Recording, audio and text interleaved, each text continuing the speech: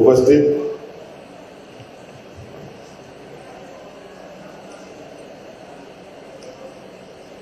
सभी छात्र छात्राएं और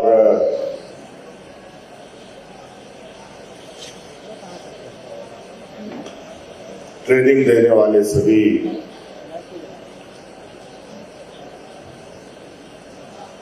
सदस्य, आप सभी का आज इस समारोह में उपस्थित होने के लिए मैं आप सबका हार्दिक अभिनंदन करते हुए अपनी ओर से जोहार करता हूं। आपने आज के इस कार्यक्रम का लगभग पूरा विवरणी कुछ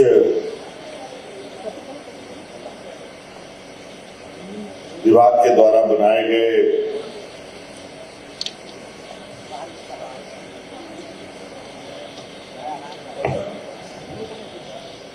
विज्ञापन सामग्री के माध्यम से देखा और कई बातें मन से भी आपने सुना।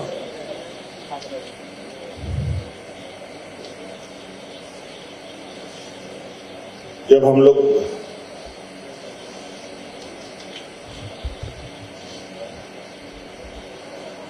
चुनाव लड़ रहे थे उस समय हमने ये वादा किया था कि राज्य के नौजवानों को हुनरमंद और बेरोजगारी भत्ता सरकार देगी। मैं उस बेरोजगारी भत्ता को नहीं कहते हुए मैं उसको प्रोत्साहन राशि या प्रोत्साहन भत्ता कहना चाहूंगा। और कई कार्यक्रमों को संचालित करते हुए, कई योजनाओं को लागू करते हुए और वादों के अनुरूप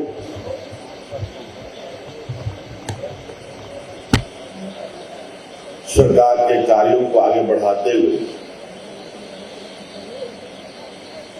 और सरकार के उन्हीं में से एक वादा आज फिर से ये हम लोग पूरा करने जा रहे हैं, जहां पर हम लोग बड़े पैमाने पर हमारे पढ़े लिखे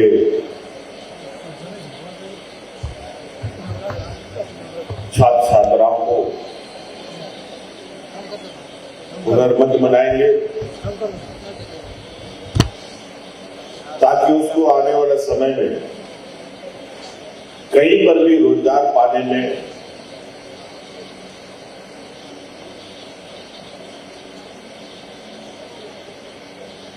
ये ट्रेनिंग उनके लिए एक मील का पत्थर साबित है। यूं तो सरकार शिक्षित को भी ट्रेनिंग दे रही है, जो कम पढ़े लिखे लोग हैं उनको भी ट्रेनिंग दे रही है, जो नहीं पढ़े लिखे हैं उनको भी ट्रेनिंग दी जा रही है। आज कई विभागों के माध्यम से हम लोग ऐसे कार्यक्रमों को चला रहे हैं। कल्याण विभाग के माध्यम से भी कई संस्थाओं में बड़े पैमाने पर राज्य के नौजवानों को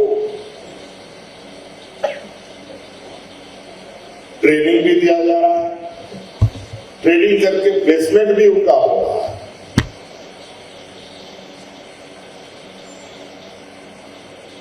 हमने तो लगभग सरकारी नौकरियों को अगर हम छोड़ दें तो विभिन्न प्राइवेट संस्थानों में लगभग अभी तक हम लोगों ने 20,000 से अधिक नौजवानों को अलग अलग कंपनियों में, अलग अलग संस्थाओं में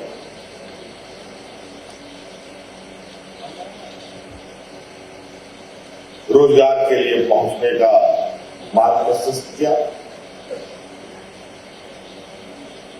और जितने भी बच्चे हैं, जितने भी हमारे नौजवान हैं, उनका हमारे पास लगातार उनके यहाँ एक हम मॉनिटरिंग भी करते हैं कि वर्तमान में वो नौजवान किस तरीके से आगे बढ़ रहा है। और बहुत खुशी होती है जब कोई भी नौजवान अपने पैरों पर खड़ा होता है, अपने घर में कमाया हुआ पैसा भेजता है, तब अंदाजा लगा सकते हैं कि उनके परिवार में कितनी खुशियां होती होगी।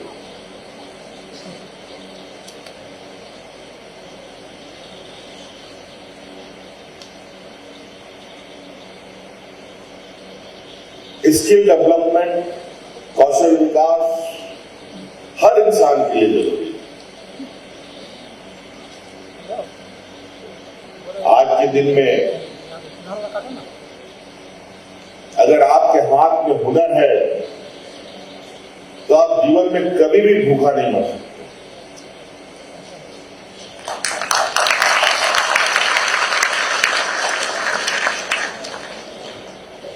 और आज के दिन में जिस तरीके से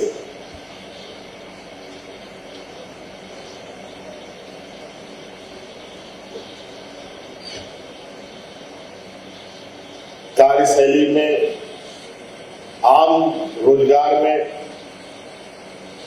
घरेलू कार्यों में, उद्योगों में कार्य करने की जो पद्धति बदल रही है, अगर लोग हुनरमंद नहीं है, स्किल्ड नहीं है, ट्रेंड नहीं है, तो वो दिहाड़ी मजदूर के बराबर हो जाता है। आज बड़ी बड़ी कंपनियां मशीनों का उपयोग करती हैं। आज लगभग काम मशीन के द्वारा संचालित होती है। आज इसीलिए कारपेंटरी का भी काम करना होगा तो तकनीक के रूप से आपको कौशल होना पड़ेगा। आपको नर्स बनना पड़ेगा तो भी तकनीकी रूप से कौशल होना पड़ेगा। आप ईटा जुड़ाई करने वाले भी हैं, मिस्त्री, तो भी तकनीकी रूप से आपको कौशल होना पड़ेगा। घर की रंगाई पुताई करते हैं, बिजली का काम करते हैं, उसमें भी कौशल की आवश्यकता होती है। और आज ऐसे कौशल और स्किल नौजवानों की बहुत ज्यादा पूछ होती है। झारखंड और हमारे इस तरीके के जो पिछड़े राज्य हैं, आमतौर पर यहाँ पर लोग मजदूर तबके के लोग,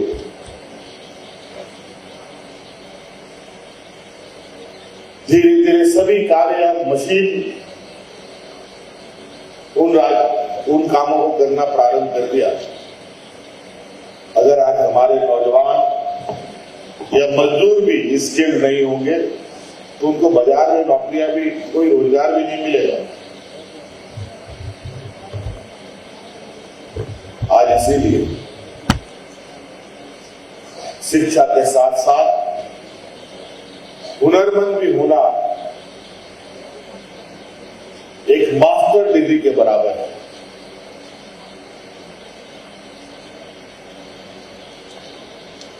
एक समय हुआ करता था कि इंजीनियर बन गए तो नौकरी लग गई,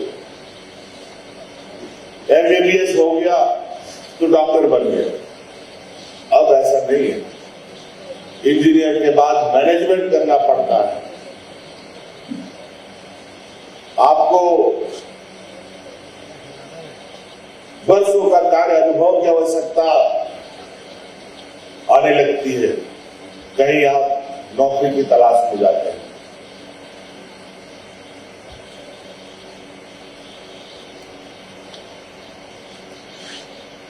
आज जिस तरीके से रोजगार का आलम गांव देहात का किसान का बेटा, अधिकतर लोग पहले नौकरी में जाता था सेना बनने के लिए, फौज में जाता था लोग। लेकिन आज केंद्र सरकार ने फौज की नियुक्ति के ऐसे कानून में बदलाव कर दिया कि जहां आप फौज में जाएंगे कि नहीं जाएंगे, इसके लिए भी आपको सोचना पड़ेगा। फिर उसके बाद गांव देहात के जो थोड़े बहुत लोग पढ़ लेते थे, वो नौजवान बैंकों में सबसे अधिक नौकरी करने जाता है। लेकिन वर्तमान समय में देश में किस तरीके से बैंकों का मर्जर हुआ आप सबको पता है। जहां 100 बैंक था वहां 25 बैंकों के जिम्मे आ गया सारा काम। जहां 100 बैंकों में लोग काम करते थे, स्वाभाविक रूप से उसमें लोगों की कमी आएगी, तो आप बैंकों में भी आपको नौकरी नहीं मिलेगी।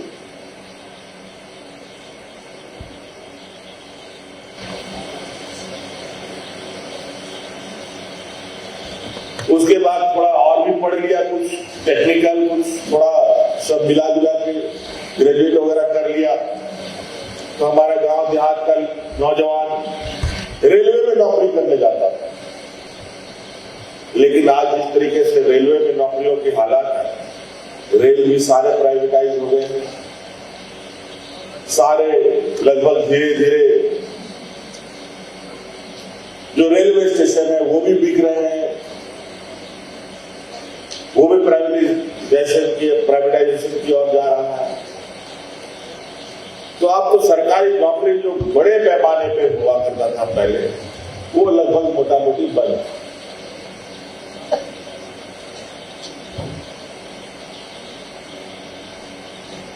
इसीलिए आज कई खबरों को मैं देखता हूं जहां अच्छे खासे ग्रेजुएट लड़के लोग लाखों का पैकेज में नौकरी करने वाले नौजवान नौकरी छोड़ कर स्वरोजगार की ओर जा रहे हैं। कोई आम बागान लगा करके कर रहा है, कोई पता चला कि मुर्गी पालन कर रहा है, बकरी पालन कर रहा है, सुअर फार्मिंग कर रहा है, कई सारे मछली पालन कर रहा है।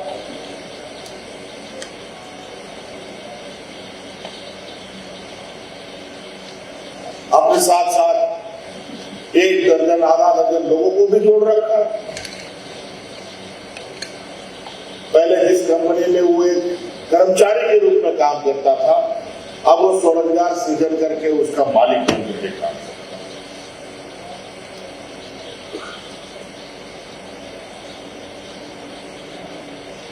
तो सरकार इस दिशा में भी कई योजनाएं आपके समक्ष रखी है, जिससे आप अपने आमदनी को कई गुना बढ़ा।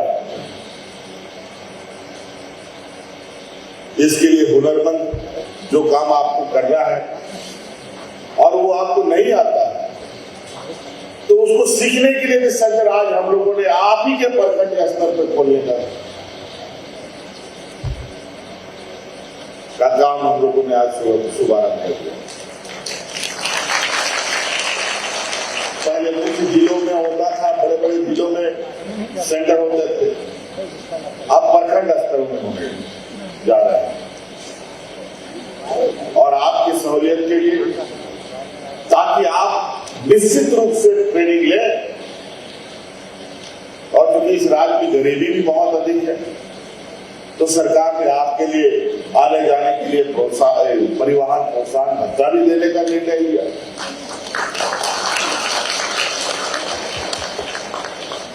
पहले भी हम लोगों ने शिक्षा को लेकर कई ऐतिहासिक निर्णय लिए। आज इस राज्य के गरीब गुरुआ लोगों के परिवारों को अपने बच्चों को पढ़ाने की चिंता करने की जरूरत नहीं है। अब उसका सारा का सारा जिम्मेवारी सरकार वहन करेगी, ये हमने निर्णय ले रखा। आमतौर पर गांव देहात में विशेषकर लड़कियों के विषय में 8वां 9वां क्लास पास होती नहीं है, माँ बाप उसके लिए दूल्हा ढूंढने लगता है और वो करेगी तो क्या करे, गरीबी इतनी, या तो अपना पेट नहीं पल रहा और कितने घर की संख्या है बढ़ाया कि उनका पेट पाल पाए।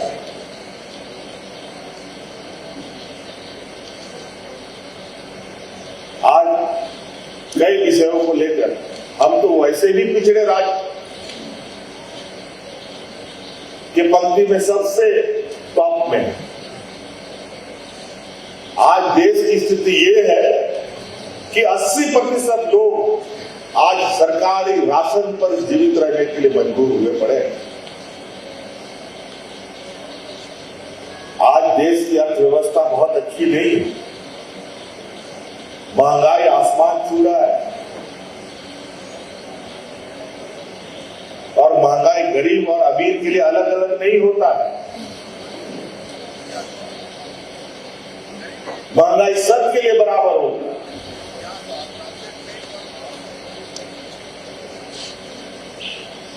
तो इसके लिए आपको थोड़ा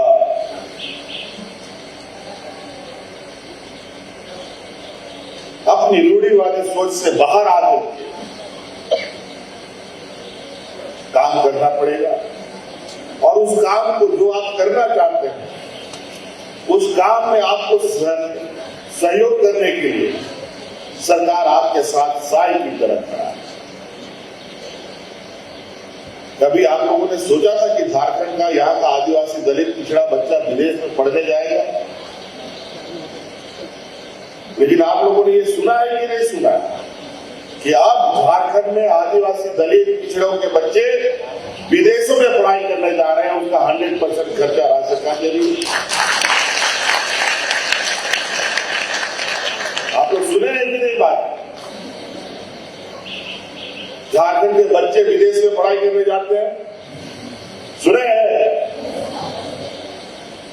तो आप भी जा सकते हैं। अब आपको पढ़ने के लिए पैसे का अभाव आपके पास नहीं है। सावित्रीबाई फुले योजना से हम सभी किशोरियों को हम लोगों ने जोड़ने का काम किया है। लगभग 8-9 लाख बच्चियों को, इस राज्य के नौजवानों को इंजीनियर, मेडिकल, किसी भी हायर एजुकेशन की कंपटीशन की तैयारी करने के लिए भी जो कोचिंग में उसको खर्चा लगेगा, वो कोचिंग का भी सरकार उसको खर्चा देगी। ये भी कानून हमने बनाया, पढ़िएगा। अभी हम लोगों ने गुरुजी क्रेडिट कार्ड के माध्यम से इस राज्य के नौजवानों को 15 लाख रुपए तक का ऋण सस्ते ब्याज दर पर देने का एक योजना बनाया और वो भी जब तक आपकी पढ़ाई पूरी होगी तब तक आपको सरकार को वापस नहीं करना है। पढ़ाई पूरा होगा, 4 साल का कोर्स है तो 4 साल, 5 साल का कोर्स है तो 5 साल और 1 साल आपको रोजगार ढूंढने के लिए दिया जाएगा।